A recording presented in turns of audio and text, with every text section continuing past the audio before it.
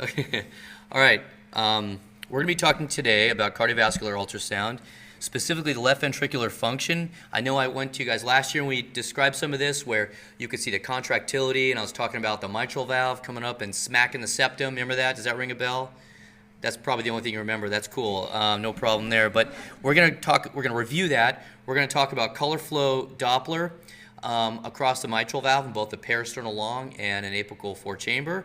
And we're going to learn how to measure the left ventricular outflow tract diameter, combine that value with the velocity time integral of flow across the aortic valve, and that will give us cardiac output. So we're going to talk about hemodynamics, and then we're going to talk about how the carotid intimomedial thickness is a surrogate marker for multi-vessel coronary artery and artery disease, and also for strokes. And then finally, we're going to go over lower extremity venous compression ultrasound to rule out blood clots in the legs.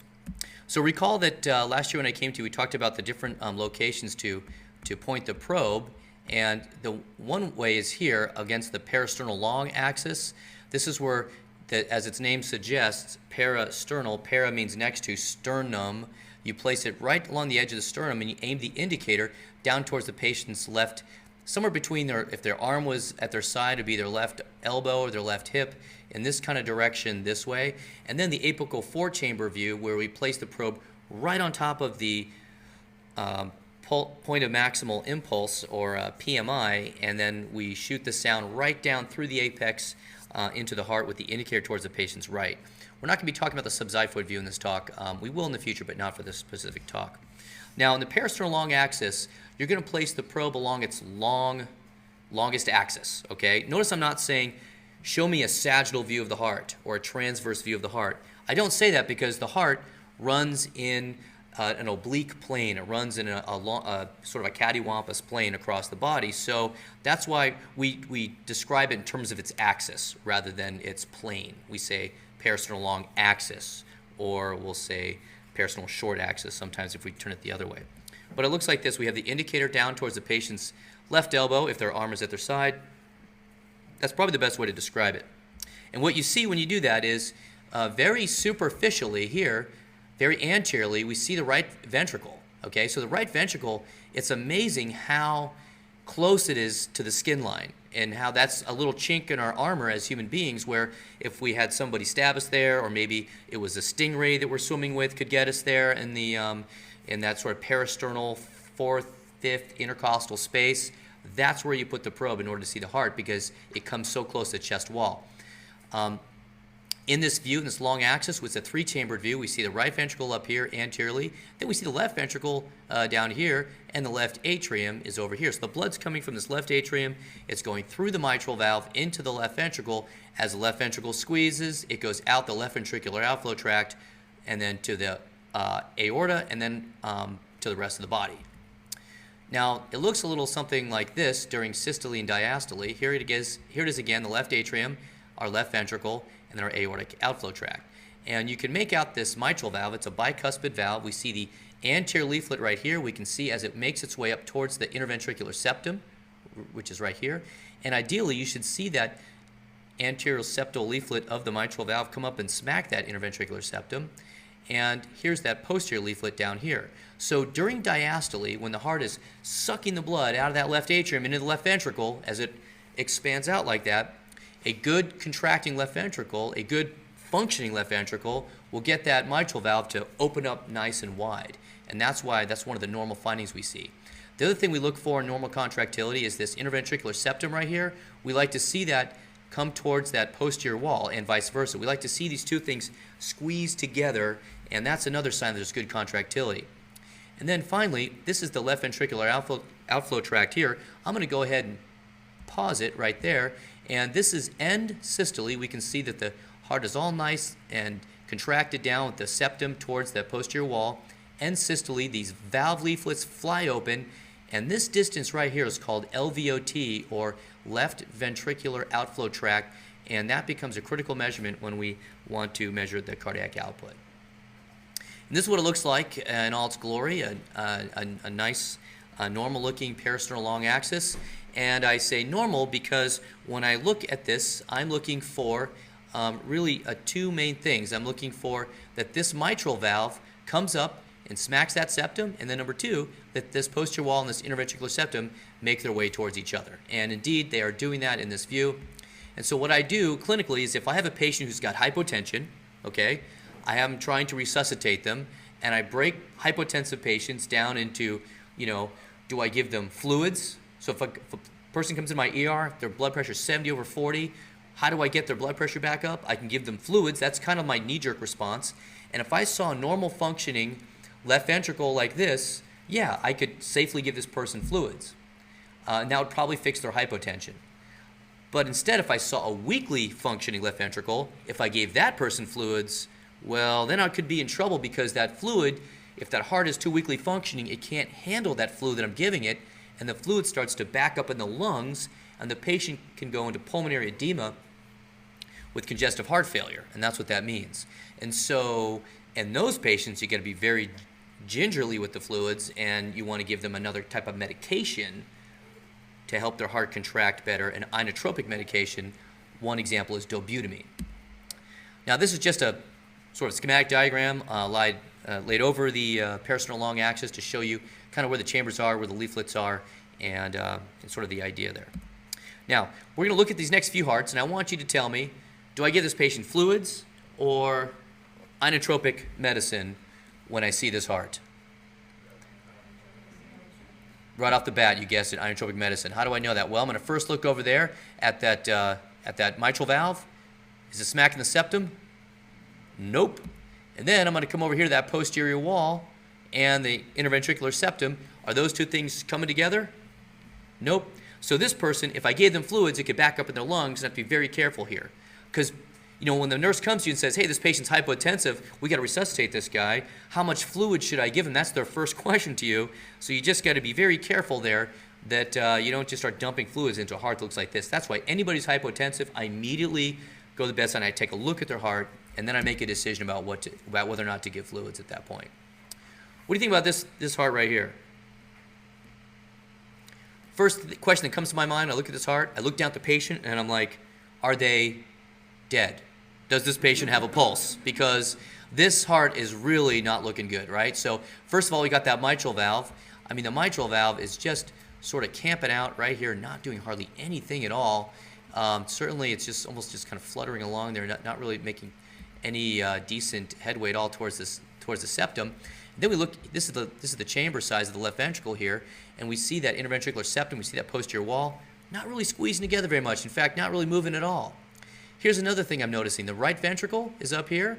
It's actually larger than the left ventricle, and in certain settings, this is a problem because when we see somebody with a large right ventricle, normally the right ventricle is only 2/3 the size of the left ventricle. When someone gets a right ventricle that gets as big or even bigger, like this case, than the left ventricle, that's a sign of right ventricular strain. What would cause that? The right ventricle is trying to pump blood to what organ? The lungs, right? So the blood's trying to get out to the lungs. If the right ventricle is straining so hard to push that blood out to the lungs because something in the lungs is not letting it get there, like a blood clot, pulmonary embolism, if the blood can't get out there, the right ventricle just starts to get bigger and bigger. We call that RV strain. And RV strain, one of the first life-threatening causes that comes to mind, is something I can treat with thrombolytic therapy in the setting of hypotension. In the setting of shock, thrombolytics are indicated. And on this patient right here, we did give them thrombolytic therapy, and they actually did have a blood clot in their lung, and they survived. Another thing that can cause RV strain is pulmonary hypertension. The blood's not getting to the lungs as well as it should because of some narrowing there or some increased pressures in the pulmonary system, and it causes the blood to back up in that right heart, and you get RV strain. Do you have a question? Yeah, does the ratio would change depending on the cross-section that you're taking, or potentially maybe the angles? How do you... So that's a good question. So how do we know that this is really, I mean, we've got this long axis through the heart. If I fan the sound from one side to the other side through this cylinderish, cone-ish thing, maybe I'm just shortening my axis, my view of it, right? Well, if I can see the mitral valve on the screen, I'm pretty much at the midpoint of this person's heart. So I see the mitral valve on the screen. It's a good question. I'm not off to one side or the other. I'm straight dead down the exact, sagittal axis, not to use the word sagittal, long axis, sorry, of this heart. So this patient's got had very poor LV function, but certainly with when we were able to give this patient some thrombolytics, that cleared up that blood clot, blood got back to the lungs, and this patient actually had a pretty decent outcome. What about this one here? Fluids or inotropic therapy? If their blood pressure was 70, I'm looking at that mitral valve, I'm saying, yep, coming up and smacking that septum right there. See that? Right there, actually, yeah. And you could do that in your machine. You can freeze the machine, and you can back it up or go forward with it. You're going to do that today quite a bit. So there's that mitral valve smacking that septum. Now, we come over and look at that interventricular septum and its movement towards that left ventricle.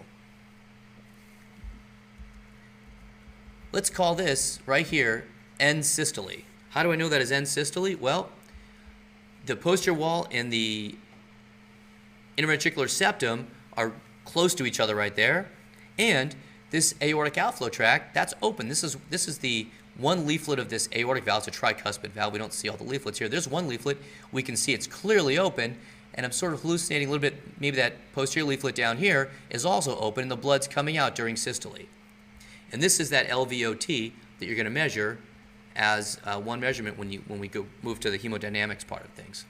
So this person's actually got pretty good contractility there, and I would say this person, if they were hypotensive, I would open up the fluids on this patient to resuscitate them because of the normal RV function.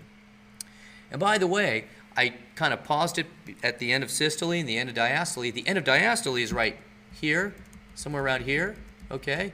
See how the chamber size is the largest there? So one thing you can do, if you want to take the time to do it, you can actually measure the left ventricle at the end of diastole, and you can drop some calipers we call discs through there. There's several ways to do it, but you can imagine you could trace the area of the left ventricle cone at the end of diastole, do the same thing at the end of systole, and the machine will calculate the ejection fraction as an actual number. The only downside to that is that because we look at these hearts in two dimensions, they don't always have the most accurate numbers, and it takes time to do that. It takes, some really futzing around with the machine and dropping calipers and getting all those numbers on there and cranking out the software. Personally, I just look at that heart and decide from a qualitative perspective if I'm going to go with fluids or inotropic therapy. And that's what I want you guys to remember. Quantitatively, I think the cardiac output stuff we're about to do, very useful. Ejection fractions, I don't know. I just like to look at these hearts and decide what I'm going to do next. How about this one here? Medications or fluids? Medications, exactly right. See that mitral valve there? Not really doing much towards the septum. And we come back there, we look at that septum and that posterior wall, not doing a lot for me either. Not a lot of delta in that chamber size between end systole and end diastole. You guys think about this?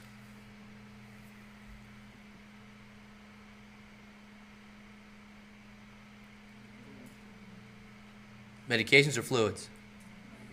Medications, very good. Excellent. Any questions before I leave kinesis and move on to Doppler color? Okay. Now, this is a slide that you saw last week, and hopefully you remember it. This is where we're talking about in the physics lecture that when you work with color flow Doppler, red is flow towards the transducer, and blue is flow away from the transducer. Okay? This is just demonstrating an aortic, abdominal aortic aneurysm and some sort of turbulent flow rolling all around in there. So it's just to show you the red and the blue. But really, it's the scale that I want you to pay attention to. Red is flow towards the probe. Blue is flow away from the probe. Yes? Can you just to get this in my head, the top of the screen would be the transducer? Correct. Exactly right. This is the skin line of the transducer, the footprint of the transducer right there. And the way we activate this flow, we come down here after we hit mode. Here's the different modes. Well, there's 2D, which is just straight up brightness mode. There's color, which is what we're seeing here. So you're going to activate that color, and then you're going to see the this gate, this color box pop up on the screen, and you're going to place that over the valve. Now, before we do that, I just want to give you a quick little video reminder about what mitral valve regurgitation A healthy is. mitral valve keeps your blood moving in the right direction. A leaky valve doesn't close the way it should, allowing some blood to flow backwards. Your heart becomes less efficient, and if left untreated, a leaky valve could lead to heart failure. So we see this, this is the peristernal long axis, and we see this color box placed, or sampling box placed over the mitral valve. And here the mitral valve is actually closed, and there's a red jet squirting backwards in this direction, which tells us that there's some mitral valve regurgitation going on here. And now, one of the problems with measuring color flow across the mitral valve in the peristernal long axis is that this is not the best spot to do it. It's better to do it in the apical fourth chamber, which I'll get to in a minute. The reason the peristernal long is not the best place to do this is because the mitral valve is really perpendicular at this location to the transducer. And remember from the physics thing last week that cosine of theta is in the numerator of the Doppler equation. And so whenever the red blood cells are coming along, when they get right underneath the probe or 90 degrees to the probe, you get cosine of 90 in the numerator. That's 0 in the numerator, and you get loss of the Doppler signal. You're going to hear me come back to that over and over again. But that's why you could drop the gate there, and they do it right here, and it shows some flow going the wrong direction across that valve. But what they've done is they've actually steered that gate just slightly off 90 degrees. And that's a little bit of a fancy adjustment you could do on the machine, but we're going to learn that throughout this year. Now we're going to switch to the apical four-chamber view. This is probably the hardest view of the heart to get, the most challenging, requires a lot of patient positioning. It's particularly difficult in women with large breasts because you got to move their breast out of the way to get to this little view here. So this is one you're going to struggle with to obtain, but it's the one that gives you the most bang for your buck.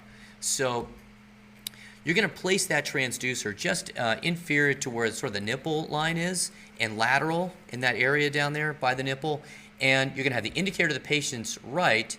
And basically, because you're placing the transducer right on the patient's PMI, remember during physical exam skills, you'd roll the patient left lateral decubitus, you could wedge a pillow under the right shoulder. That brings the heart to the chest wall. That's exactly what you're going to do here every time you do an apical four-chamber view. Okay? You're going to roll the patient left lateral decubitus, stick a pillow under the right shoulder, and then you're going to put the probe right on their PMI. Okay? And what you're going to see when you do that is at the very top of the screen, the skin line, with the probe's footprints on the skin line, you're going to see the apex. And then the sound is shooting straight down the barrel of the gun that is the heart. Okay? And it's a great way to see that the RV is about 2/3 the size of the LV. It's a nice way to kind of gauge chamber size, the overall function of the heart, the atria, the valves. It's a cool view. And this is a schematic of that apical four-chamber view. And just think about our probe being right up here, and that sector of sound is coming out like this, apex of the heart being here. And if we were to put color here, here's the left atrium, here's the left ventricle, right atrium. Remember the indicator is to the patient's right, which makes this the right side of the heart. Left atrium, the blood is flowing from the left atrium into the left ventricle. And if we were to put that color flow signal along here, well, red would be flowing towards the probe, and blue would be flowing away from the probe. That's the idea. So keep that in mind as we go through this stuff. By the way, the aortic valve is like snudged right up in here. We're going to get to that in a minute, but that's where the aortic valve is. So once it's coming out of this, during systole, it's being pumped out of this LV, assuming there's not much mitral valve regurgitation. In other words, the blood is not going this way, but it's going right down into this little area that's off out of the plane of view. It's a little bit more anterior out of the plane of view, and that's where the aortic valve is. Fourth view, you want to have the indicator here towards the patient's right again. You're sort of right underneath that left nipple, aiming towards the spine. And that view there will get you the heart on the screen to stand straight up with the septum standing top to bottom. That's the septum there. This is the left ventricle, right.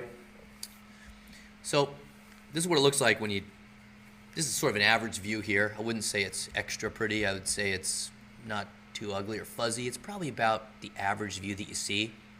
Because remember, there's so much lung around all this stuff that and lung air is the enemy of ultrasound. You get some scatter there. So that's why sometimes they don't look that crisp. And the larger that the lung fields these patients have, so the patients who have COPD or expanded lung fields, you're going to struggle extra hard trying to get these views. Okay?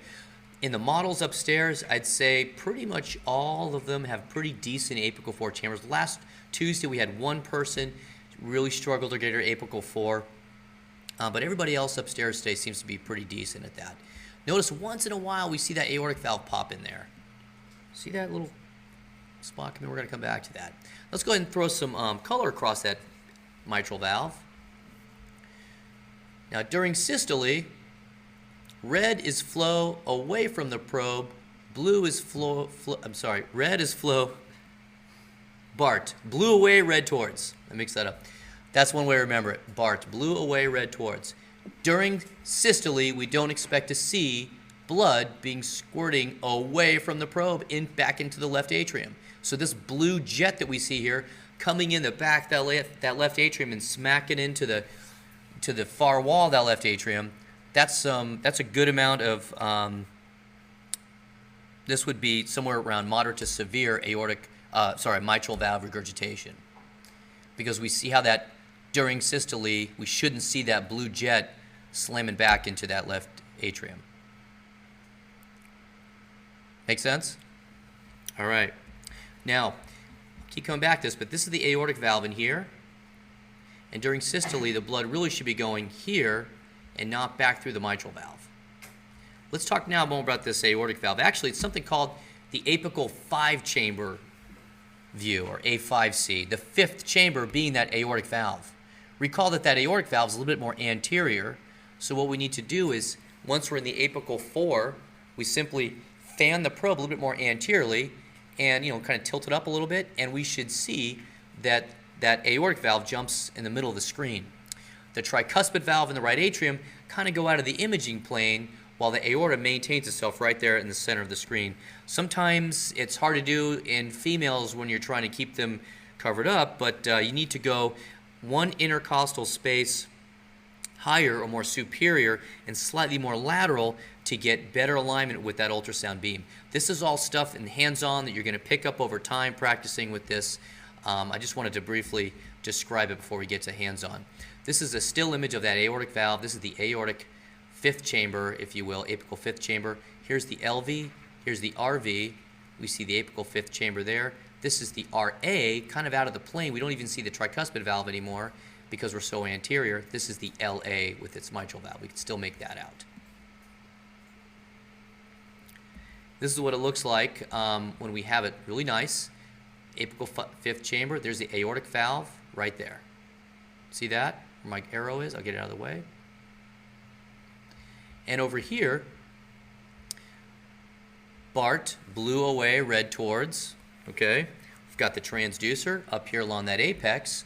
And during systole, we expect to see blue away right into the aortic valve. That's what we're expecting to see. That's normal because the blood's going through that aortic valve. If we get a red towards, well, then the blood is regurgitating back across that aortic valve and back into the left ventricle. So that's why there's a little aortic regurgitation coming out of the aortic valve just right here. That's what that red is, red towards. So this person has some aortic regurgitation. Now, that left ventricular outflow tract seen in that apical 5-chamber view, this is just a schematic of it. This is where you're going to be dropping that Doppler gate right through here. And somewhere along that gate, you'll see that little TIE fighter looking thing.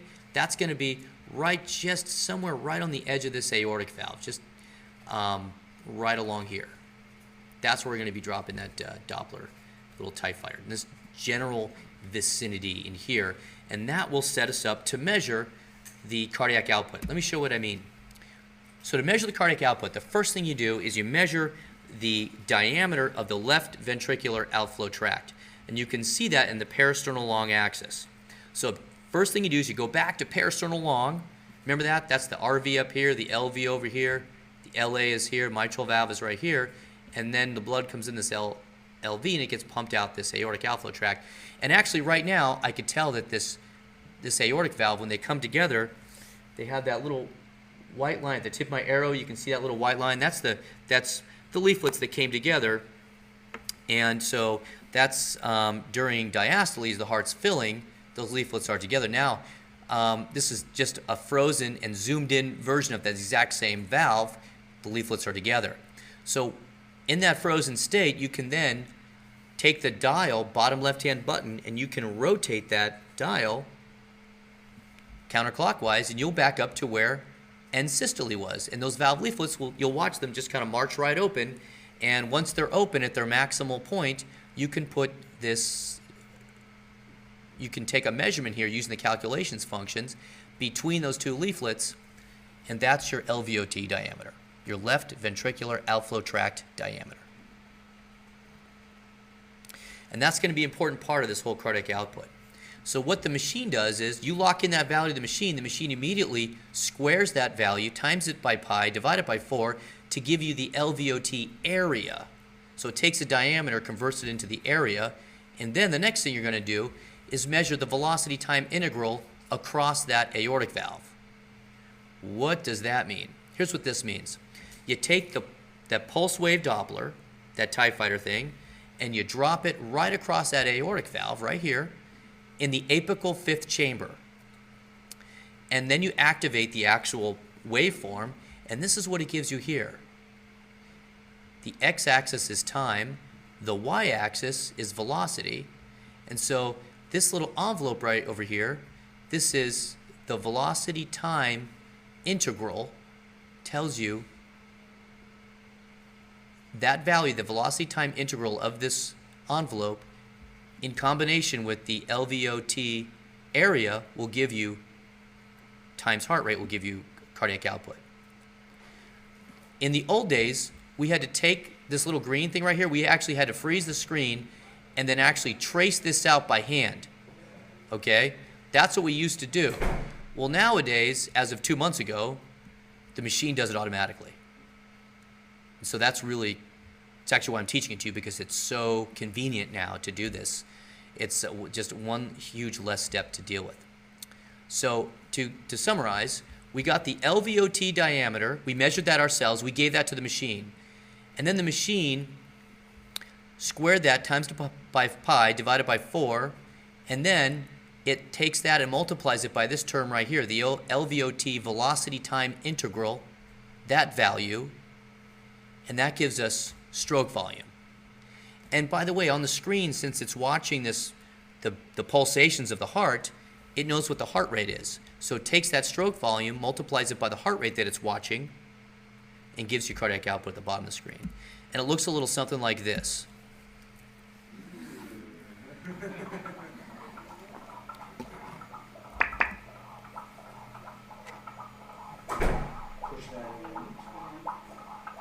think your probe's moving a little bit. That's the idea. So you measure that diameter first. So that's Eric Mervis. He's one of our residents in the emergency department, and when I first saw him do this, I thought, wow, does he just have really wide-spaced nipples? Because look how far apart the probe is from his nipple. But he doesn't. I looked for a web neck and other signs of chromosomal abnormality. He doesn't. He just, all he has here is, it's because he's standing up. And the heart shifted in his chest cavity a little more medially. This is why when we do this on the patients, we lay them flat and we roll them left lateral decubitus, and that makes the PMI somewhere over here. That's where you'd be putting the probe. But I just wanted to point this out. So, and he's a really good sport about stuff like that, so I'm sure he wouldn't mind that I stuck that up there. Any questions about that kind of stuff? Yes? So you have parabolic flow coming out, so when you do the gating, how large can you take the gate? Because depending where you are, you're going to have completely skewed. Yeah, so there's a sampling gate that you can make wider or skinnier, okay? And that's a good question. I've been messing with that sampling gate. What he's asking about, that little TIE fighter, you can spread out its wings, if you will, further apart or more narrow, depending where, and that changes your waveform quite a bit. So that's something we got to mess around with. I'm not sure. This is all brand new stuff, so I don't know the exact answer to your question. Anything else about hemodynamics before we move on to a completely different topic? Cool. Carotid arteries are the wall of the carotid artery, the intimal medial thickness of the carotid is a surrogate marker for all of the vasculature in the body. What do I mean by that?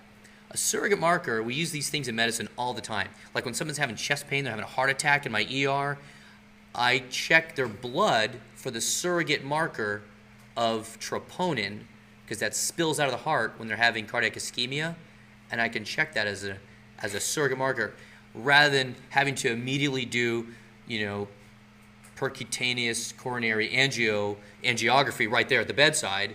I can use a non-invasive test, a relatively non-invasive test, like a blood test, to check for a heart attack. Surrogate markers usually have a lot of, they're not perfect. They're not the they're not like pathology looking straight at the disease itself, but they are convenient, non-invasive ways of checking for stuff going on in our patients. Same thing with this carotid artery intimal medial thickness, or CIMT. Basically, you have, during atherogenesis, the intima and the media are both involved in the anatomical progression of these lesions. The intimal thickness itself you get fibromuscular hyperplasia there during aging naturally, but the medial thickness, you get some smooth muscle hypertrophy there actually when you have long-standing hypertension. And then there's a plaque. You can always have a plaque between these layers, and that's what's causing the narrowing and everything. So, so just age itself and hypertension can also be an indicator here of intimal medial thickness going on. So the idea is if we can identify it before it becomes, really thick, then we can gauge the person for certain types of medication, anti-lipid, antihypertensive therapy, stuff like that. We can put them in a risk category. And so that's what this trial did a few years ago. They took 7,200 women and 5,500 men aged 45 to 64 years who were free of coronary heart disease at baseline. And then they monitored their CIMTs, their carotid intimal medial thicknesses, over 5.2 years. And they used, as an endpoint, they used death or heart attacks. And basically, if you had a CIMT greater than 1.0, whether you're male or female, you ended up in a very high risk category for having an event, a serious event. And so that's sort of a cutoff. 1.0 millimeters of intimal medial thickness puts your patient at a high risk for having not only a heart attack or sudden death, but also a stroke, as this other arm of the study showed. So we get to that magic number again, 1.0, and males, females both, high risk for strokes. And so that's what it means to be a surrogate marker, the CIMT. And primary care doctors can use this information. They can put it into a risk stratification pathway like this, or algorithm, and they can decide if they're going to put them on a certain type of anti-lipid agent and a certain type of antihypertensive and watch these people over time. Now, historically, it's been difficult to get serial CIMT measurements because these patients are just sort of, it's hard to logistically do that. Like they get lost to follow-up, they don't keep their appointments. You got to get these people in to see a sonographer on a regular basis. Sonographers, it's expensive, this kind of stuff. It ends up costing, it's just logistically hard to do. And so that's why CIMT, while it has some good data behind it, it hasn't really taken off the way people thought it would because logistically it's been difficult to do. But now that the machines are in your hands, okay, the clinician's hands, if you're going to primary care, this is another great potential use here. You can use it to risk stratify your patients and help direct therapy there. So that's kind of the idea going on with this. How do you do it? Well, here's the carotid artery, okay? You've got the feet down here and you've got the head up here. And as the blood is flown up towards the brain, it gets to this bulb and then it bifurcates into the internal carotid and the external carotid. These areas are hard to visualize, especially with the longer footprint transducer, but this area down here, just distal to the bulb, very reliably seen in all individuals regardless of the transducer. So some people have really short footprint transducers, others have we have the really long L38. Even with the L38, actually with the L38 we get great views along the entire carotid and part of the bulb. And so what you're going to do is you're going to come down to this posterior wall, okay, or far wall. We call that the far wall. Why do we say that? This is near, this is skin line, and this is looking distally down here. This is far, and so we're going to use the far wall, okay? Because check it out. It turns out that when blood goes through, when sound goes through blood, blood is a low attenuating structure. Think back to the physics talk, right? Low attenuation, sound loves to travel through fluid.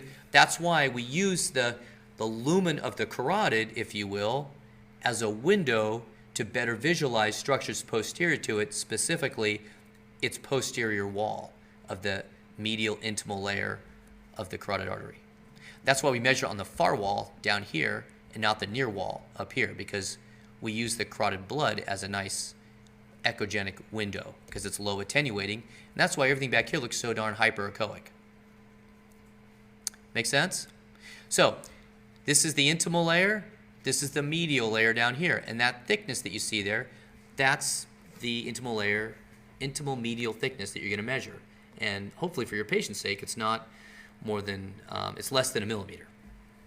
And we can see another example down here. And this is how you place the probe. You place it here in the long axis like this down the patient's neck. CIMT. Any questions before we change gears one final time? Just something to introduce you to. And when we look today on the models, it's just a linear echo. You can't even see a separation because everybody's so young and healthy, okay? But when you take this with you somewhere, this machine, out to preceptorships or who knows where clinics, wards on older patients, you will start to see these thicknesses come off the screen. Question? Yeah, how did you say the machine measures this? How do you... Oh, so you basically measure it yourself. You're going to look, we threw these lines on here just so you could visualize it better, but you measure it. You're going to zoom in on the structure here. You're going to drop a caliper along that layer there. You just put one caliper there, one caliper down there. You just measure the thickness of it, the hypoechoic part. Changing gears now to DVT. Now, if a patient comes in with leg swelling, I'm really worried that they could have a blood clot in their femoral or popliteal system causing that leg to swell out, okay? What puts patients at risk for blood clots? Well, it could be venous stasis. Like you take a long flight somewhere, international flight, your legs are kind of hanging in one spot for a long time, the blood kind of congeals there and a clot can form, okay? Endothelial injury, like trauma, orthopedic surgery, these things put patients at incredibly high risks for having blood clots, okay? What else? What's Virchow's triad? What's the third part of the triad? So it's endothelial injury, hypercoagulability, that's the third one, very good. So people who have naturally hypercoagulable blood because of a factor deficiency, protein CRS deficiency, those patients are the ones where you hear the story, total healthy person, really active triathlete, all of a sudden had a blood clot in their leg. Well, they have a protein CRS deficiency likely causing that. So what's the big deal? So what, you get a blood clot in your leg, why is it so scary? Because the blood clot can travel up the inferior vena cava, into the right heart and then out the pulmonary artery and then bam, hit the lung and can't go any further, and now the blood can't get to the lung to oxygenate. Patient has a pulmonary embolism and they die.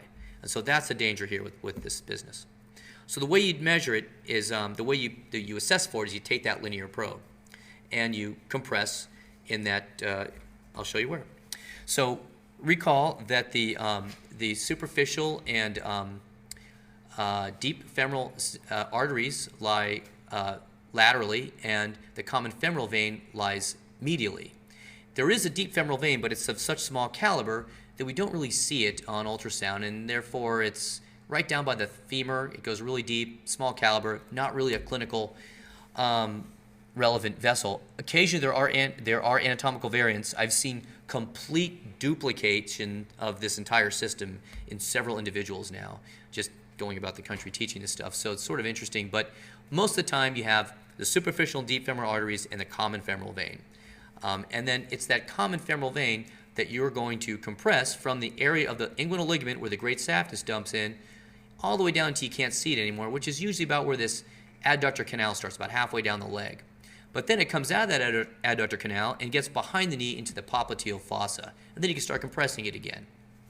So When I look at this picture here, I see the superficial femoral artery, the deep femoral artery, those structures that are paired, and the common femoral vein. This is a very typical view, high up proximally in the groin, right near where the saphenous vein dumps in. And so which leg am I looking at here? If the indicator is to the patient's right, can you tell which leg this is?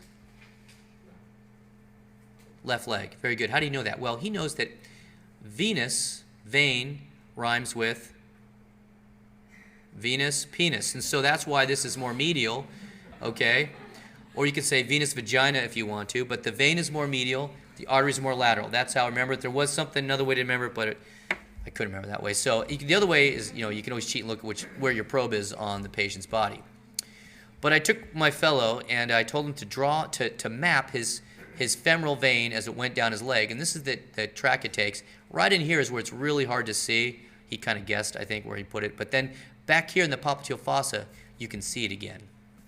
And in that popliteal fossa, what's happening is the popliteal vein comes down and then it bifurcates and trifurcates, and it's so furcated down here that it's such a small caliber down here in the calf that we don't really care about it too much anymore. Diagnostically speaking, those small caliber calf veins, even if they do have a clot, we don't treat them anymore. So it does put them at risk for progression to a more proximal clot someday. So they do come back for repeat scans, but we're really concerned with this popliteal region. And so here's the popliteal vein, here's the popliteal artery, the vein comes to the top in the pop. That's how you can remember that. And again, it's this sort of bifurcation that occurs. That's sort of the area that you're going to be looking at. This is my right hand holding the transducer. The patient's leg is externally rotated. They're still kind of sitting up in the bed or lying supine, either way, but you're going to externally rotate their leg. You're going to have their knee flex. And in that position, I can get good access to their popliteal fossa. I take my other hand, in this case my left hand, I put it on the patient's knee, and then I push these two things together. So I use my left hand to help kind of stabilize the pushing. Now, in somebody who's of normal body habits like this person, it's not that crucial of a maneuver to use your left hand. But you can imagine when you have patients who have much larger legs, or sometimes very muscular legs with very prominent biceps tendons, you're going to need to really get in there and use both hands and squeeze them together to get those vessels to coapt. And this is an example here of without compression. Down here is with compression. We can see here the saphenous vein as it joins into the common femoral vein, very proximal. And this is our common femoral artery without compression. And then we push those, compress those structures down. The veins totally collapse, therefore there's no blood clot. This is what it looks like with video. We can see the common femoral vein easily compressible. The arterial systems stay open. It's just enough pressure to compress the vein. You know when you're pushing too hard if the arteries actually start to compress a little bit. And this is what it looks like when you get a clot. Okay, which leg is this?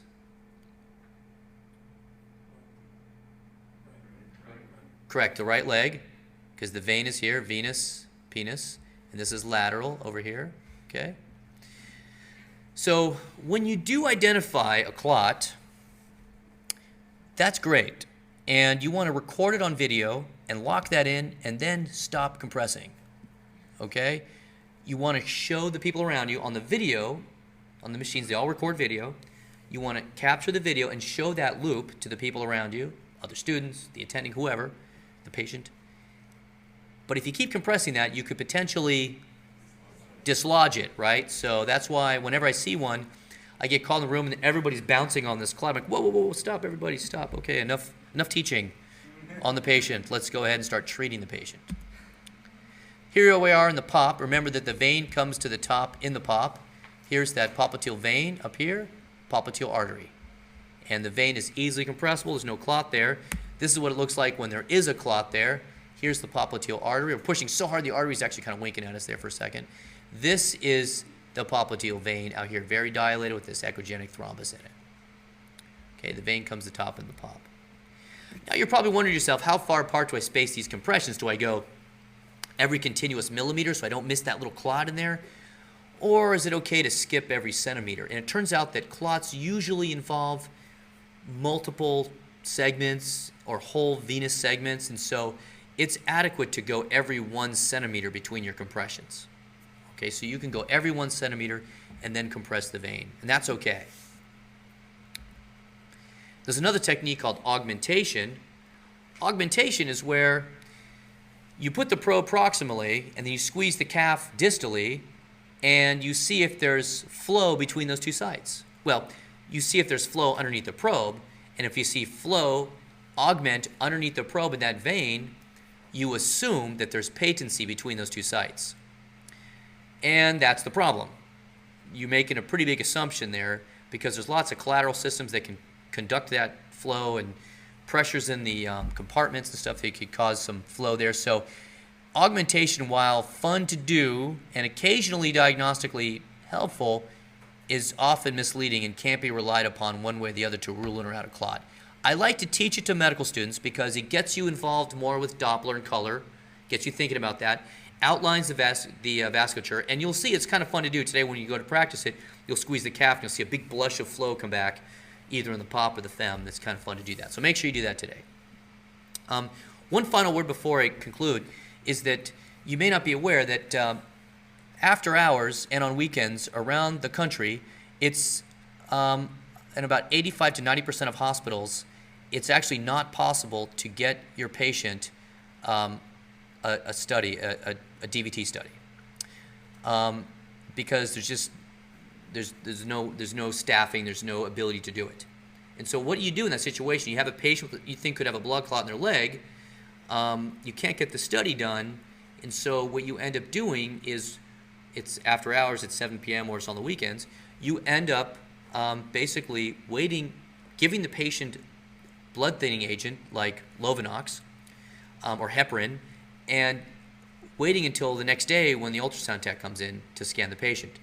And the problem with that approach is that it keeps the patient all night long in your hospital or your ER unnecessarily, one, and two, the majority of the time these studies are negative, like 90-something% of the time they're negative. And so you anticoagulate somebody unnecessarily, putting them at risk for the complications of being anticoagulated. And so this is going all over the country still. It's amazing that this is happening. Still, it's so easy to do. Okay, that hemodynamic stuff we were talking about earlier, that's pretty high level stuff right there. This DVT stuff, really straightforward. And so this is one more reason why I am so passionate about teaching medical students ultrasound, is that when these machines are in your hands, when you're in practice, no matter what field you're into, you will always feel confident about your abilities to rule in or out a DVT. Now, today in the hands-on session, I really want you guys to focus on that parasternal long axis and look at the overall LV function. Watch that anterior septal leaflet of that mitral valve come up and smack the septum with each beat. And I want you to see that interventricular septum, the posterior wall, squeeze together. And then I want you to throw some color flow across that mitral valve in the apical 4-chamber view. I want you guys to measure the left ventricular outflow tract back in the parasternal long, get that LVOT diameter, plug that into the calculations package, switch over to apical 5, drop the Doppler on there, hit the trace, and watch how cardiac output pops up on the screen. I want you all to get that in your hands, march through that during our hands-on. Look at that carotid artery to where that intimal medial layer would be on a non-young person, and then finally get in the groin, get in the pop on your models, do some good compression ultrasound there, and do some augmentation, and watch how easy it is for those vessels to collapse. Any questions? All right, that's it. Thank you.